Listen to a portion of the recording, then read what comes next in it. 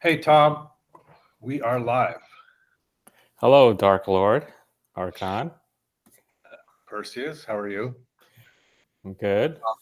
I pulled up this um, website like you asked me to. So here, before we go too much further, I sort of thought about our conversation yesterday, and here's the only thing and it's not a right or wrong, yes or no thing. It's just a sort of thing to think about. Is the way these blockchains work is if 51% of the nodes agree about something, then that thing happens. Right. So it's there's no whatever you want to call it, minority um, protections, right? I mean, if 51% of the chains agree that we're going to murder you, then we murder you. Yeah, it's mob rule. I know. Like that's why I say Socrates would not like blockchain. I'm not. Which it's kind of why they make me nervous, because all these ding dongs run around talking about freedom, but no, it's just a sort of retarded populism that they're engaged in, where you have these horrible mobs that gang up on, and they all start well because everybody's well-meaning, but pretty much if 51% of the block producers become self-interested, then it pretty much gets ugly fast. So but again, it's not our problem today, but it's something I want to just not lose sight of, because at some point we got to switch to this more Aristotelian kind of Platonic, or just a more sensible governance model, which has sort of checks and balances and separation of powers and some kind of way to distribute authority that isn't this insane mob rule system that we have now. So might you be referring to what happened to EOS recently with the Brock Pierce? Yeah, well, EOS essentially turned into mob rule, right? I mean, the mob literally stormed the gates of the palace, knocked them down, busted in, and grabbed it. And now they're sort of engaged in this kooky, we're the new enlightened rulers of humanity, have just taken over, and their first act of enlightened rule was to strip the previous owners of their property rights. Yeah, what was the saying? In fearing tyrants, they became tyrants themselves. That kind of thing. I don't even think they feared the tyrants. I think they were just like, we're the tyrants now, haha. Yeah, they were literally just pissed, and they had a little revolution and took over. I always thought that in any kind of organization, whether it's business, social, whatever, it's always a good. It's always provides a lens into human behavior anyway, and politics, which is what we kind of cover in Dark World, and some of the problems we're trying to address and solve. But what's happened with EOS and Brock Pierce, for the benefit of those who may not have been keeping up, I guess we'll put a link. I'll update the description with a link of what's happening there. EOS was. Is EOS still seen as the up-and-coming, the usurper of Ethereum? Because the last I've read, Ethereum is catching on to what they're doing, and they're promising, to have make updates and address some of the transaction costs. Sure. No, I mean they want to switch to just quickly for anybody that cares. Ethereum was started by a group called Block One. They did a reasonably good job of shepherding the process through an incredibly complicated, difficult regulatory minefield. And things just didn't go as well for the token holders as they did for Bitcoin and Ethereum.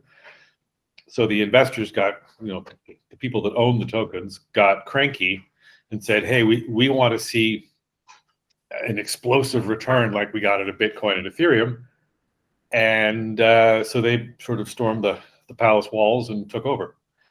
And they sort of think they have a better plan to do that. Maybe they do. I don't think so. But so that's the TLDR version. Ethereum, there's this endless promise switched from proof of work, which is very expensive because you have to do lots of work, and to proof of stake, which is the EOS model.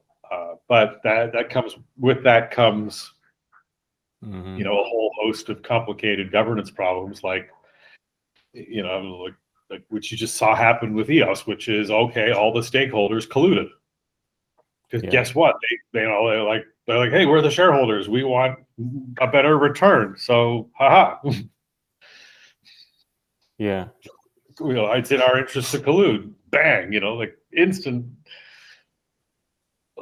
lawsuits. Frankly, I mean, I don't know why Block One isn't suing the pants off of the block producers, but I guess it's probably not in their interest to have yet another painful 9-year regulatory battle through the courts. So they're probably trying to just settle everybody down and see if they can negotiate their way through this. And it's still not clear to me what the regulatory thing was. What, whose toe did they step on, or that triggered that? It's creating private money. So as soon as you create private money, or you're created a security, right? I mean, it's if you go public, like you and I start a company, I think we can have up to 400 shareholders before we become a public corporation. And as a public corporation, then there's laws about who we can sell to, disclosure requirements. We just turn into we turn into a public company. Yeah. So, which is fine, but it's just not then your shares have to be traded on exchanges and regulated, and it's just more. It's not a cryptocurrency anymore. It's a share of a publicly traded company. I think the initial excitement for EOS, the hope was that it is just a more cost-efficient way to build D-apps, and because you don't have the kind of the metaphorical gas prices that Ethereum has. But like you said, we don't know who these block producers are.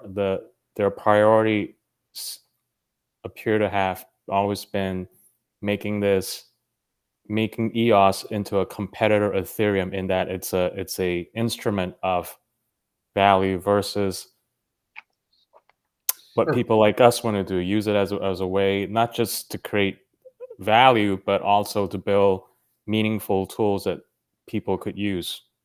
It's more fun to have a speculative asset that goes up because of human insanity than it is to actually work hard and produce something of value. Right. So if you see the people that were initially congregating around EOS, and I've been following this because Dark Lord Archon had convinced me for us to go into the EOS, explore that rabbit hole. And what I found is that in the last 3 years, look, when it started out in 2017, 2018, there were a lot of excitement, and you saw there were kind of two groups coming: the speculators and then the ones who were interested in building apps for people to use. And then over time, you see that the documentation, you can always follow how a thing is shaping up. Documentation meaning things like tutorials, onboarding for dev people, how to improve their IDs and things like that for dev tools, stopped abruptly somewhere around 2019, the latest you could find maybe is early 2020. Nothing has been generated on improving dev environment, documentation, getting a more mass adoption from people who are not in EOS. Like, there's been no outreach like, come over here, this is much better, you can build tools faster. It's now been this weird drama with the block producers and the parent company. Well, the it's just more fun to build stuff on Ethereum right now because the the price kept going up.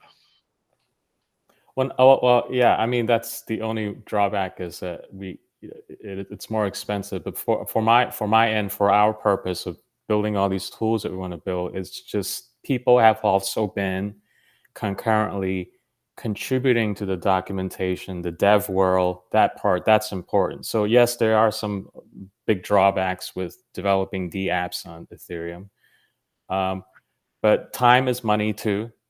So I've convinced Archon that maybe we need to put a pause on EOS because I just keep hitting my head on the wall with being able to deploy our smart contract to their mainnet. One other thing with the IDE that I'm using in EOSIO is that it requires you to integrate with a scatter. And if you happen to be watching this, it's like, oh, come on, you don't have to do that. Listen, I'm a front end guy. I'm not like a back end genius. So my philosophy is that I don't like black box environment. I feel like front end and back end should kind of be integrated, and we're kind of like a one man shop. So I don't have time to be like, oh, here is a hack. Okay, no time for that. So what you're looking at on the left of your screen is how an IDE development tool, you ask me, should be. Okay, and this is not going to be a tutorial for how to use Remix. Oh, do we want to tell them what the full URL for this is for those people who are just watching? Right. Remix.ethereum.org. Did I spell that out right?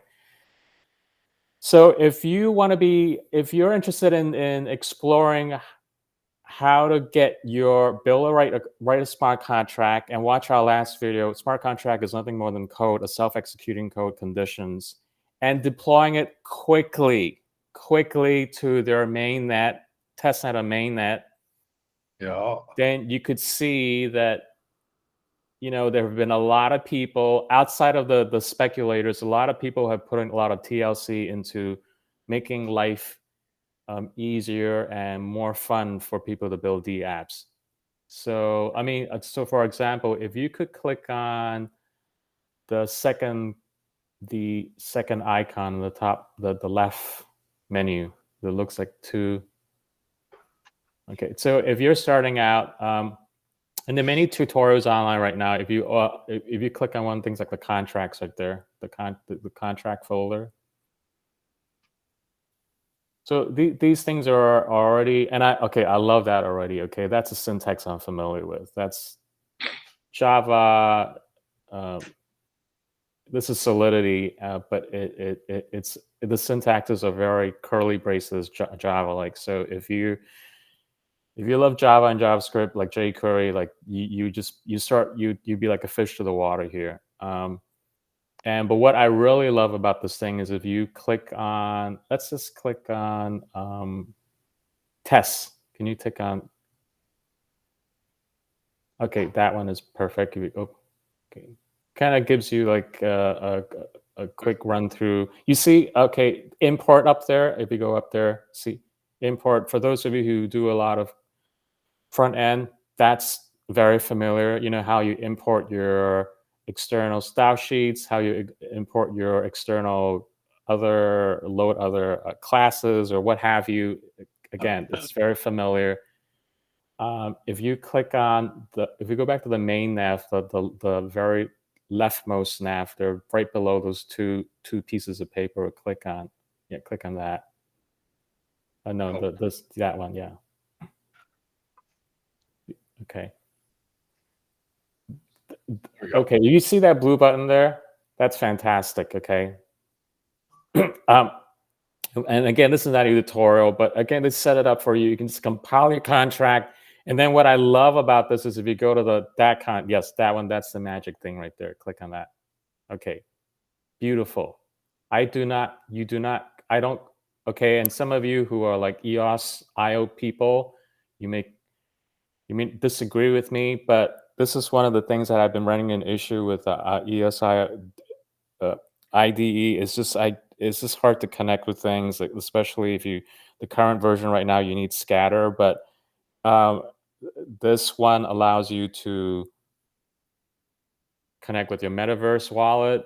It's just easier for me without getting too much into the details here. So if you're new to this, there are a lot of tutorials. Again, here's the other thing too. There are a lot of tutorials, is what I mean. People have been interested, besides just the speculative activity, is to build up the dev world for Ethereum, for Solidity. And that's one of the conversations we're going, that if you really want people to adopt your platform, you should be paying. You should really be very up to date on this kind of thing. Your dev tools, your tutorials, and just being really helpful to people, which EOSIO has a lot of catching up to in that respect. So for our end, I just wanted to show that we could potentially deploy get our smart contract and put it on the Ethereum mainnet, maybe by a week or two, and just being able to build a prototype. So Cool. The whole thing was really just timing for me. Like, I didn't want to waste time figuring out why there's so little help and support with EOSIO, but here it is in Ethereum. Again, I admit the drawback is gas prices, but we'll figure something out. Initially, not a big deal, and again, we could also fork Ethereum, right? I mean, it's not. Yes. You just so that's also possible. So that's, I don't think it really matters, frankly. And eventually, I agree with you. Like, we will want to move towards a private blockchain, just because some of our concepts will not work. Not sure private. I think more just controlled by governance is what you said, right? Just a less mob rule style of governance. Yeah. So private to the extent that it's not a mob, but public in the extent that I think I shouldn't say anyone can join, because I think the concept of citizenship is going to exist in a private blockchain. So yeah, you're right. It's private, and to the extent that it's not universal. Right. It's private in the way that the meetup group that I run is kind of private, and we there are certain you're expected to behave in a certain way. If you want to come in and be a terrorist, you kind of politely say, "Hey, this isn't the right spot for you." Right. Or if you want to, unburden yourself of some of your issues that are perhaps best addressed in your therapy sessions, not in your social relationships. Yeah. You're so very quick to send them to the therapist. Yeah. So I know a lot of people, again, say like, this is much ado about nothing, because a lot of developers could code thing raw in a text editor on the Clio's command line. Again, this Archon and I are like a one-man shop. I'm a strictly front-end guy. I'm an art director. And for those of you who know, when art directors code, we do what we call like chicken wire scotch tape approach. But it's also more like we want very user-centric, very user-friendly environments. That's how it works. So yeah, and I think the other thing is we both recognize that we don't want to. Our comparative advantage is not to be at the bleeding edge of innovation in terms of this stuff. It's to sort of be very comfortably in the top end of the middle of the pack. Actually, I would say that we want to be the bleeding edge of usability, which is just lacking in general in the world of tech.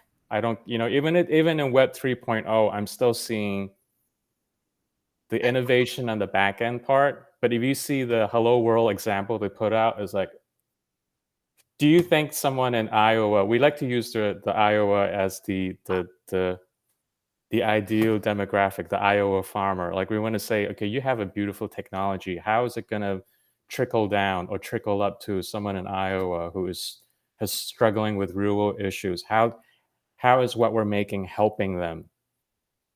You know, these people. That's like the real test for us. So for us, that would be real bleeding edge. Is like you got this amazing blockchain D app. How is it going to help someone in Iowa? Help his community? Help him? That's the Right. that's The goal is bleeding edge for us. Yeah. to let him to let that, who, I mean, can be anywhere really, but the both protect his assets from inflation and from predation by the state, and as well as let him sort of make them more liquid so he can actually use them to create more money for himself. Yeah. If, like, at a very simple level, let's say you own a car, and if you're the sole owner of the car, it's very easy for someone to seize your car, right? I mean, let's say you have parking tickets, and the government comes along and says, well, you got $5,000 of unpaid parking tickets. Your car's worth $5,000, so we're just going to seize your car, take your car, and pay off the parking tickets. You're done. I don't think that actually technically happens, but mostly because of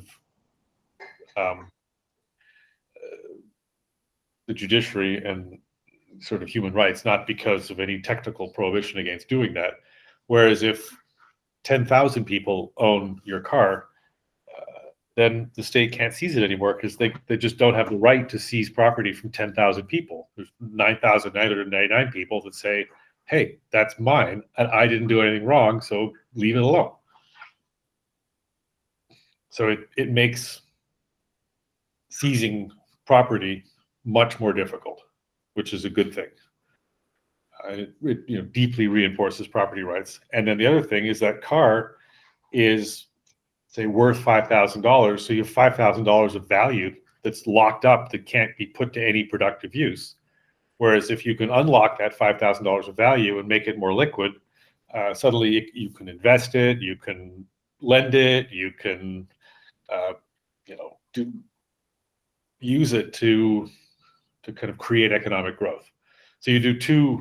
Ideally, what we're trying to do is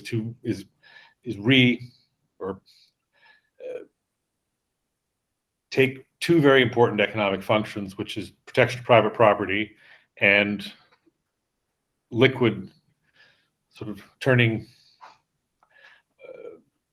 illiquid assets into more liquid assets, which means things that you can use to invest, which then speeds up the flow of money, and it just creates economic growth, because if there's more people with more money to invest, then it's most of the time should be invested prudently, because that's people tend to not like to lose money. So you get more of that. So those are two good things, which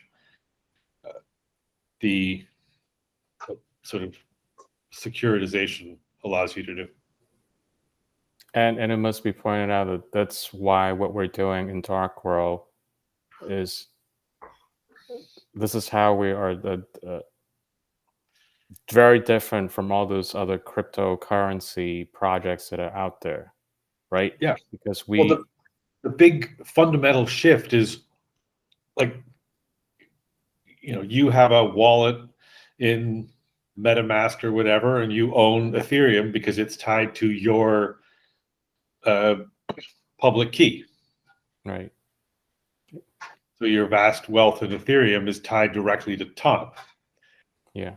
As soon as you securitize that and turn that into a more liquid investable asset, then all of a sudden you no longer own all that Ethereum. You just have a sort of a right to it.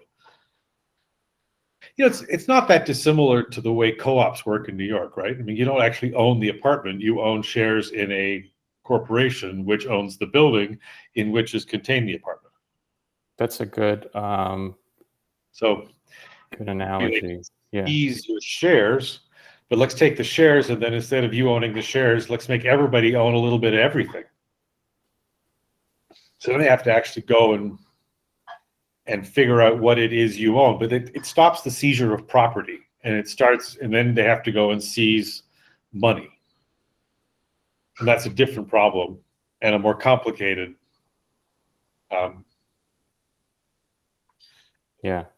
hurdle for the state to have to get over, and also a less socially impactful result of any state action, right? Because it stops, you don't lose your car, you just lose $5,000 of value that's spread out over a lot of different stuff, which sucks on some level, but it doesn't mess you up directly by losing your one particular asset.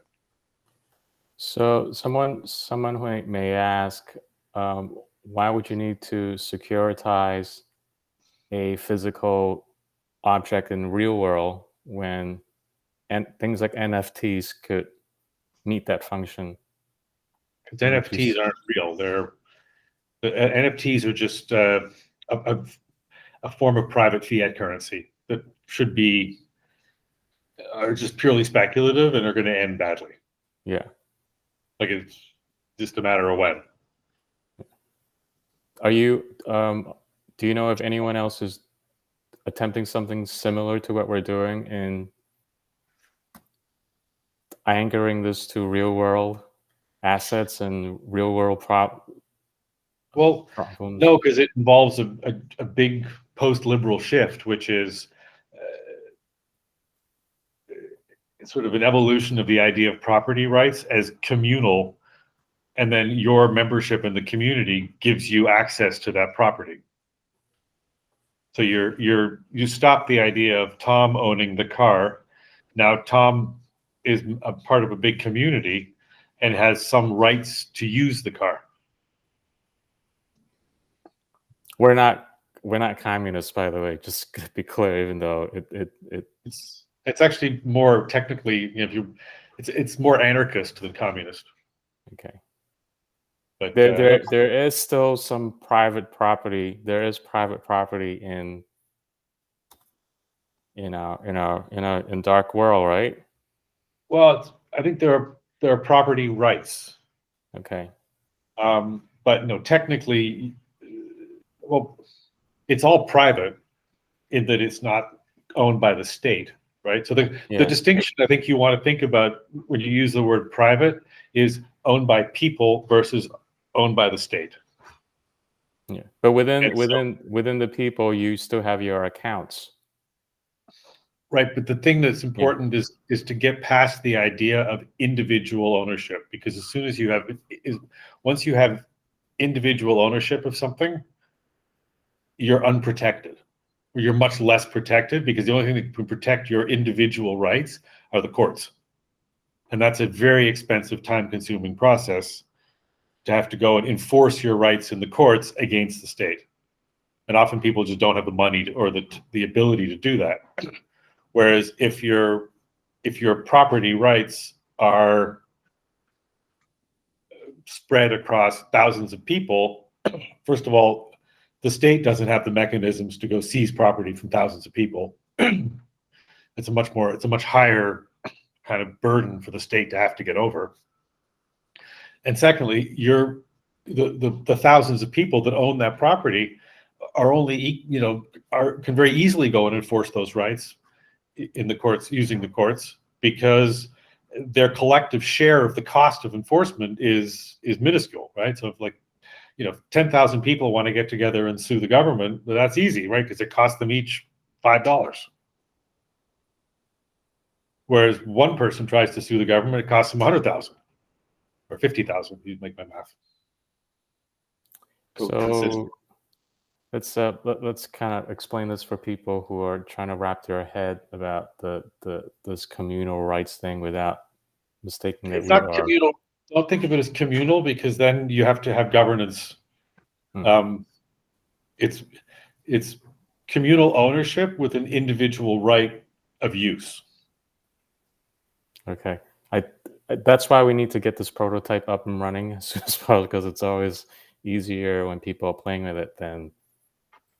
I don't think people will even notice because it's not going to be obvious to the user that any of this is going on. It's just going to be implicit in how the thing is structured. Gotcha. It's like today, right? Technically, you don't own your home. I don't Like think anyone, and that's the thing. I don't think anyone owns a home because you have a right. Because the town has an enormous amount of rights to go and do what it wants to your home. I mean, it can tax you, it can levy, it can pass laws that allow you to do certain things or not do certain things or force you to do certain things. There's building codes. There's just a lot going on that technically means that your ownership of your home is a long way from 100%, right? So you technically have a usage right, and that usage right is based on a lot of laws and rules. As long as the state has the power to just come in and impose things like liens, you're right. It dispels the notion that the house is really yours, because you never really had that protection. Just this very quick story. My mother used to have a house in Westchester.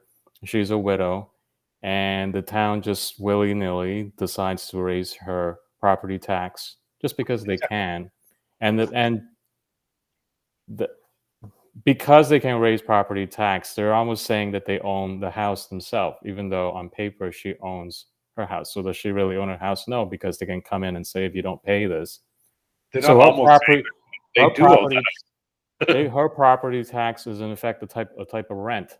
It's just, it's very hard to think about it. And so she decided to move to Florida, but even in Florida, where their taxes are very low, she still has to pay the HOA fees, which is again another type of rental thing. So, do you really own your property? Is the really troubling question in a world where banks and the state could put a lien on. You have a right, a usage right. Yeah. So. Just fine. I think what you're. I don't know. That personally, I don't think that's fine. But I think that what we're trying to do is. Here's the distinction, Tom. Your mom wouldn't have the ability to turn off her water and sewage system, dig a well, and build a septic tank, and disconnect herself from the town infrastructure, right? And then say, "Hey, I'm out. I don't want to be part of, Yeah, she's not. She doesn't live in a monastery, which is, you could say, is truly self-sufficient. That's why they built castles back then, right, in the monastery. So, yeah. I mean, in that respect, they truly own their own monastery. Like, if you want to come and take it, you're gonna have to put up a fight. We're gonna put up a fight. But here, you're right. The Con Ed could just switch off your thing, and so people really. Private company with a regulated utility, but theory, you can turn off Con Ed, right? You can say, "Oh, I don't want electricity anymore. I'm going, candles and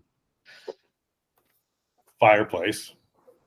Yeah, but you can't turn off you can't just disengage from the town.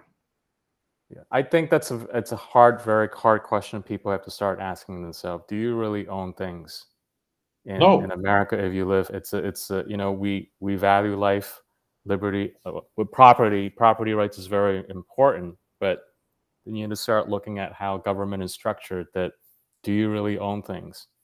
No. And some people are like, I know you're okay with renting, David. That's a different story, and because it's less. I'm not okay with it. It's the only choice we have. Why do I want all this risk of my comparative advantage or my competency, right? I'm indifferent to home repairs. I don't want to care about the dishwasher. I want to pay somebody to care about the dishwasher. Sure. Which dishwasher I own, just as long as it washes dishes.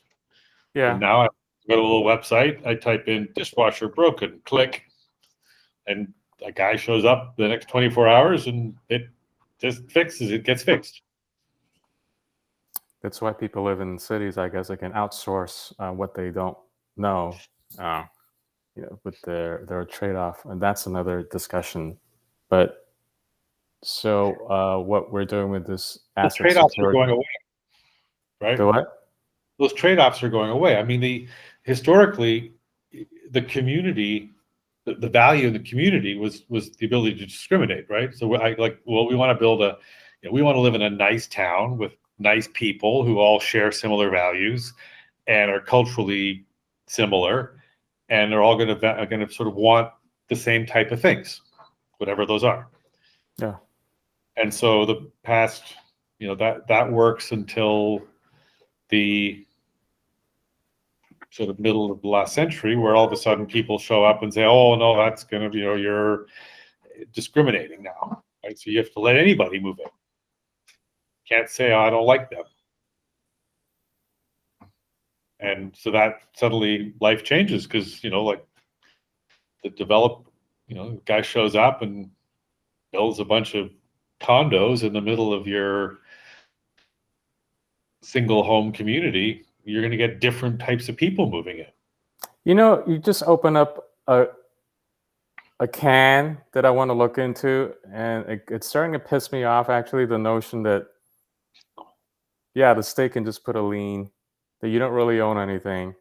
They have de facto actually own everything, if you think about it. You could put a lien and says, "I want your house," and it's not just the state; it's the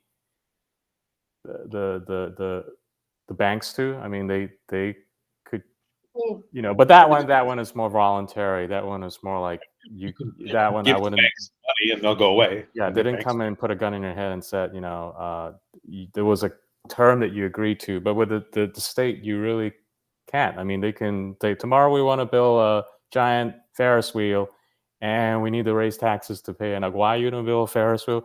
Because, I don't know, because we can. And if you don't meet these tax obligations, there's a lien on your house. And football stadium, right? We're gonna build a football stadium. Yes, those. I want a football stadium. Like, too bad. So what we're doing is trying to shift that balance, or how that works in favor of. It lets people organize more quickly, because if all of a sudden, instead of me owning my home, and now I have to call all my neighbors and go, "Hey, Tom, they want to build that football stadium, and that means our taxes are going to go up by 5%. Let's organize ourselves politically to oppose that. And by the way, I need you to write me a check, and I need you to go to a meeting, and where there's this whole long, complicated, painful democratic process that we have to engage in. That's going to take us 5 years and a lot of work." Very quickly, instead of that, you have an instant value. Your assets will suddenly shrink in value because the state just taxed them by 5%, and you'll very quickly see that, and you can just click a button and go, "No." That's a very better use of the word. We've been using the word distributed ledger, and all that. I feel like this is more poignant and meaningful in this kind of situation. You are distributing your not risk, risk, your abuse, the state abuse. You're not just taking it on now. The state has to realize, wait a minute, this thing is actually owned by a couple of dozen people, and they can't just go. They can't just go up to my mom. They have to go to my mom's friend in the next block and her church ladies. So it just becomes like, okay, do I want to pick on this little one creature that I thought was in the herd, or face the entire herd? And maybe, right. Well, it's turning us all into Orthodox Jews. Okay. I mean, they essentially live on a very medieval blockchain. What about the Amish? Do they have a model? Yeah, I mean, they essentially. I'm not sure they're quite as technically organized. I don't know about their social structures, but the like I certainly know in those hyper traditional communities, authorities delegated to like property is owned privately but communally. Like communally is not the right word because it isn't. It's still privately owned, but the ownership is distributed, right? So that each I individual. think that's very important to stress because I know some people are watching like these two are commies. We're not. We're just saying you like No, what it's you the just said. it's the What you just opposite of said right there. communism. Yeah, it's privately owned, but there are certain titles. The titles of the thing. The legal paperwork is distributed. I get it. So that when the state comes and says, "I want to eat you for lunch," hold on a minute. Who do I go after? It's not just my mom. It's I got to deal with the church ladies, her church friends too. I got to deal with the people down the block because they have this thing it's set up. So it's not one. You know, we talked about the blockchain as solving solutions for centralized things, but the inverse could be true too. Like we're also solving when something is centralized, like so the individual holds all the title and deeds and what have you, they're also vulnerable to attack, correct? Yeah, sure. So is Even there a like way little things, like even just fraud, right? I mean, that you get these right? horrible stories of these guys that come and get these little old ladies to sign over their homes because, or even their crappy kids come and say, "Hey, mom, like sign over co-sign my loan."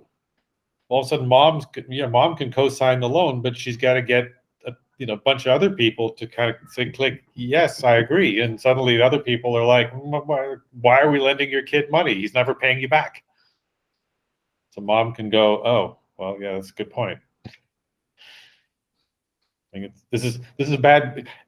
There's maybe you can give your kid the money, but let's but then that's a bad trade for you because you will have no money to live on.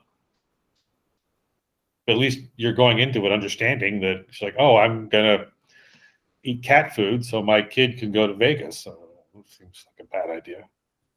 It occurred to me another something closer to explaining what we're doing is the idea of trust. I know it's Yeah. not exact where some people say you own a house and you're living in a place where the state just can't get out of your hair. They always do things that want to get your house. So you put it in a trust. So you don't really own the house anymore, right? Right. That kind of buffers you from the few nuisances. If you did own your house versus the trust owning the house in terms Well, of, the trust is still individual though. So you're still like the trust has a beneficiary. So and there's some complicated, I get where you're going. I just don't you know think what I'm that's, saying? It's not, it's different than saying I own the house and there are no other instruments for me to distribute or to defer the legal challenges to. So a trust is one way. Like, let's say if you die, the trust would protect your. It would just the money is gonna go to your descendants quickly, or. I mean, the point of a trust is for the person who establishes the trust to have their wishes respected after they no longer have the ability to uh, to exercise authority, right? So, like, like say you have some kids and you want to leave them some money, but you don't want them hopping on the first plane to Vegas and blowing it all on blackjack. So you create a trust, and the trust says, well, they can spend money on education and housing. Yeah. And so then there's a trustee, and the trustee says, okay, here are the rules. This is what you're allowed to do. And so that's what trusts tend to, But you know what I was trying to just maybe it's not accurate, but I was trying to bring up some current world examples of how the idea that you don't have to own a thing to own the thing. yes. Yes. So maybe trust wasn't a good example. Like, so my parent has a trust too on some of her other assets. Just Yeah. I mean, old So- people, they work sometimes for old people because, like, you go gaga and you can't, you're too easy to take advantage of. So sometimes people will kind of see themselves losing their mind and go, okay, let's set up some rules so that I can't be taken advantage of after I lose my mind. what is that legal arrangement where you don't own the house and you have a corporation? It's not a company. Like, don't people form a corporation and they put the house in the corporation's name? What is that called? You can. I mean, it's often you just do that to try to limit your, stop you from getting sued by contractors and stuff. From protecting your house, I guess, from those. Yeah, never mind. Like, I'm all Or over to the protect place. your other assets. Like, say you got a lot of money. You got, like, I don't know, $50 million, and you go buy a $5 million house. So you don't want, I don't know, like, and then some guy slips and falls and hurts himself, or like something happens in your house, and then you get sued, and as the owner of the house, and then they sue you for $20 million because whatever, like, this crazy thing happened, and they can't. So in theory, you put your house into a corporation so that it limits the liability of the whole thing to the value of the house. Gotcha. These are just like risk management stuff for very wealthy people, just to stop them from having, completely weird things happen. And also if a business deal goes wrong and you lose your money, sometimes you can protect your house because it's in a different corporation and you're not technically the owner. You just get to live there. So, the owner is actually some other corporation. So you create this shell of companies that makes it harder to go after your stuff. Like, you have I don't know, let's say you're a German with a London residency and a house in the Cayman Islands, which is owned by a French corporation, and the French corporation is owned by a Panamanian corporation. Mm-hmm.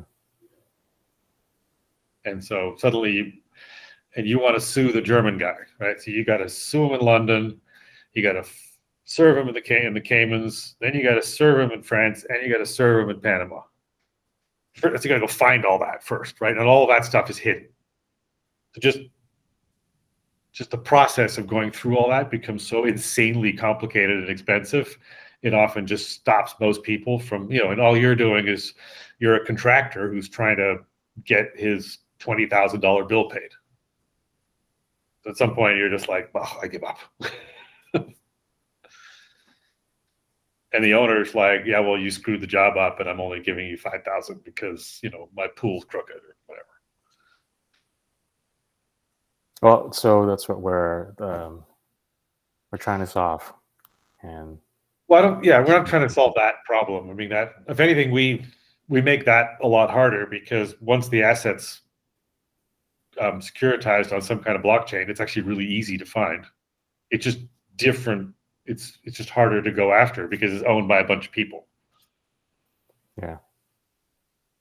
So again, I'm a very front-end person. I always want to have things in terms that I understand quickly, and I think the co-op thing was one of the a good way to explain this. Co-op. If you live in New York, you don't really own the place you live in. You just own shares in that. Yep. So, I mean, you own the shares though. Well, you own the shares. So in that case, it's not common because you do own something privately. You own the share. So in this case, think of it as like, I don't know, make the math easy, right? You own 100 shares in your co-op. Well, instead of owning 100 shares in your co-op, you have one share in your co-op and one share in 99 other people's co-ops. And then those 99 people all have one share of your co-op. All right. if you collectively give each other the rights to live in your respective units.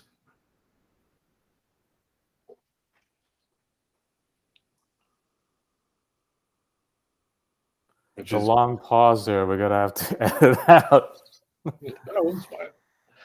But it's just complicated. It's for I don't think people need to understand that though. I think it's going to be just.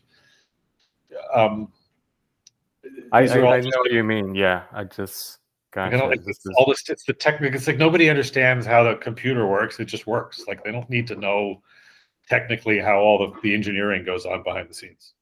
Okay. Unless they're into it, they can figure it out. Yeah.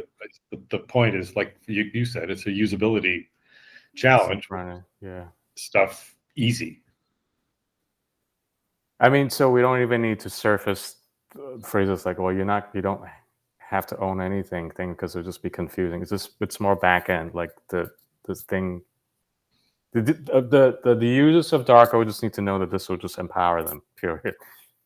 Yes, it will protect them from. It's a protection. It's joining a more independence and just protect them from being pushed around by the state. Makes it tougher to go seize your stuff because it's technically the ownership is now spread around, and the ownership isn't the right word. Future ownership, right? Because like it's all pledges. So I'm, like I've got my cup here, and it's very valuable. It's worth it's an antique or something. Not that it is, but or it's a glass. But the I'm gonna give you an IOU for $1, and I'm going to use this as the asset that backs that IOU. So you have a future claim on my glass. You don't actually own my glass. You just have a future claim on it. It's a perfect time to pull up that quote that I've shared with you before. Was it from one of the founding fathers about understanding how coins work? I'll go look it up. Yeah, look, just if you can pull that up, because you remember because Archon is the financial mind of this, and I know sometimes he talks a lot of wizardry, but this is very in keeping for those of you who love liberty with what the founder was talking about. Understanding how quote unquote money really works. Which one is that? All right, let me look it up here and see. Hold on, give me a second here. I think I'll find it.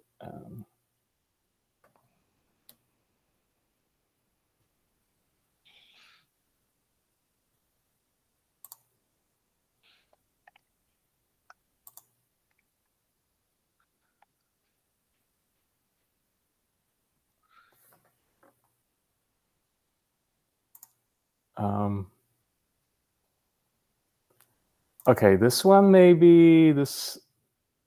No, this is from John Adams. Who here? What did he say here? Hold on a second. John Adams. There are two ways to conquer and enslave a country. One is by the sword, and the other is by the death. No, that's not quite it. It's John Adams.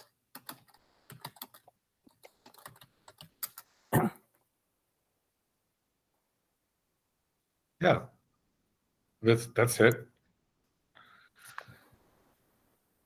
He had another one too.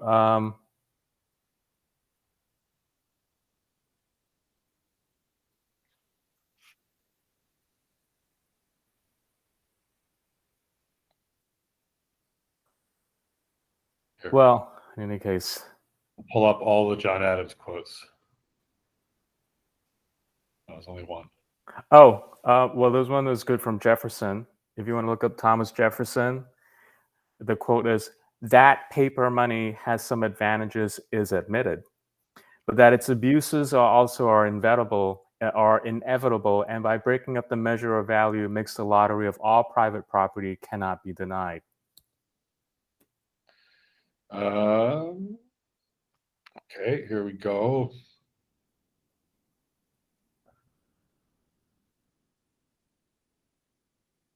paper is poverty, and well, yeah.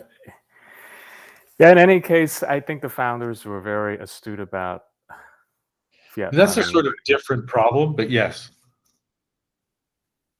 in general. There was the quote that I want to share precisely was just one of the founders said about just understanding the function of money and how, because you were pulling up your glass and showing that you don't really own, person doesn't own it, it's the IOU. So the people, I think a lot of people don't have clear that the paper money they hold in their hand is really an IOU. It's not.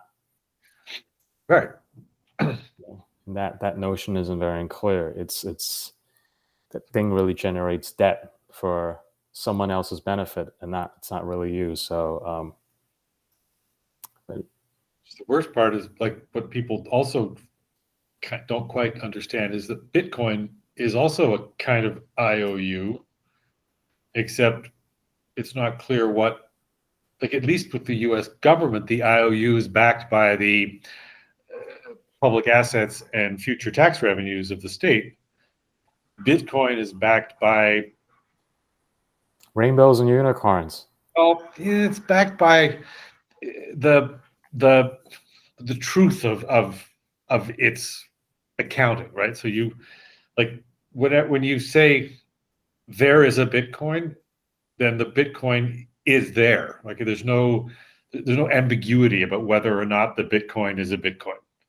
It's indisputably a Bitcoin. So there's some value to the indisputability of the Bitcoin. The question is when you get into it has a truth value, but it doesn't necessarily have a asset value. Well, what's an asset? But it doesn't have a physical value. Let's call it that. Yeah, Whereas dollar has physical value because in theory you could go and like stand in somewhere in Yellowstone National Park and say, well, it's owned by the government, so my dollar's somewhere in here. So I'm gonna just throw a wrench in there. It's a Sunday school. It's a kid, a question a kid in Sunday school will ask, for what you just said. What happened if there's a massive blackout and all the computers are down? And then Bitcoin is being. I mean, solar flare. All electricity turns off. All databases are erased. Yeah, theoretically. Then what happened to Bitcoin is poof, or is it? You see, in Dark World, you still have that car that you pledged. Right, exactly. You still have a car. We are impervious to create it all. Impervious to acts of God, even though we're godly. And I mean, if the car blows up, you got that problem. Yeah, but you still have parts of the car that you could salvage. Right. So in theory, but yeah. I mean, why do you think that people go like they steal hubcaps and all that? I mean, the car is very valuable, even a beat up car. Right. So in the junkyard, it's worth something. So anyway, but yeah, if in the event all databases are erased, then you would have to reconstruct everything from memory. So that'd be or from some physical records. Maybe somebody's printed out. I mean, there'd be some value to maybe printing out maybe I wonder if somebody's done this of just printing out the blockchain physically. Aren't we potentially going back to this everything is a circle. As a perfect backup, right? I mean, you go up to the Faroe Islands or some deep northern cave, and you get a printer, and you just anytime you just keep printing the blockchain and putting this paper in some moisture temperature controlled place where you have like the perfect eternal physical storage of the blockchain, so that then of your Bitcoin, so that then in the event that all the databases got destroyed and the sun, well, for that to work, you need a couple of people to be able to print the same, because the blockchain relies on the ledger, the keys. So someone in the Cayman Islands would need to compare that note with someone in Singapore. Oh, So that yeah, you you'd get have to. yeah, Right, but you'd have to Mhm. print. You'd have to. It would be a terrifying place because you'd have to print out everybody's private key. Yeah. Or maybe you print it out, but there would be a what's the word? A sort of like cryptographic function that Like the abacus. Yeah, it's a kind of all the ancient A's were abacus. E's or something. So you technically, if you just got the numbers, you'd have to get the code to break the code. And only one person would have that. That would be on a separate sheet, and that would be behind a safe. And it'd be. It's silly. It's not something that's going to ever happen. Just trying to think of physically how to preserve the blockchain in the event of the electromagnetic storm that deletes all the databases. Yeah, which will happen. They say it's just a matter of time. But at least in Dark World, people, if you invest with us or play with us, you still have a car to go up to, or The electromagnetic storm messes up the car though too. I don't think a car. depending on what year it's made. There's some cars that I think made in the 80s and before, they're fine. All this stuff that Elon Musk is putting out, no. Your Tesla will not. Your Tesla won't operate. And we won't be able to do any more talks. So Right. Well, we'll have to do them. We'll just be sitting on a park bench, and you can come and hang out and listen. that sounds like way more fun, actually. So well, I think we've reached the logical conclusion here. Let me hit the button. All right.